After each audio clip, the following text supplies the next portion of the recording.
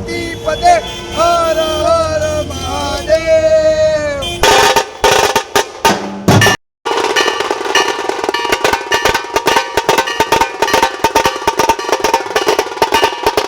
ની કામગીરી ખૂબ સારી છે।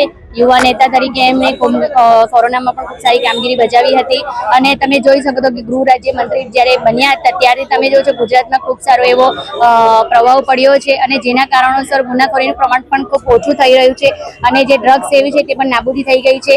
અને તમે હમણાં જોઈ શકો છો મહિલાઓ પણ જે નવરાત્રીમાં જે અમે મહિલાઓ છે મોડી રાત સુધી ગરબા રમી છે અને લોકોની દિવાળી જે ગરીબ અને મધ્યમ વર્ગ હતા એ લોકોની દિવાળી સાહેબે સુધારી દીધી હતી, કારણ કે નાના એવા વર્ગને કે જે દિવાળીની રાહ જોઈ શકે છે કે જે લોકોને ક્યારે પૈસા આવશે, જેમનું ઘર ચાલશે, પણ સાહેબે નવરાત્રીમાં મોડી રાત સુધી ચાલવા રાખ્યું। તેના કારણોસર જે વેપારી વર્ગ હતો તેમને ખૂબ મોટા પાયે વેપારનો ધંધો થયો છે, જેના કારણે એ લોકોએ પણ હર્ષભાઈના વખાણ કર્યા છે। તે માટે આજે તમે જોઈ શકો છો મંત્રીમંડળમાં સાહેબનું નામ નક્કી કરવામાં આવશે।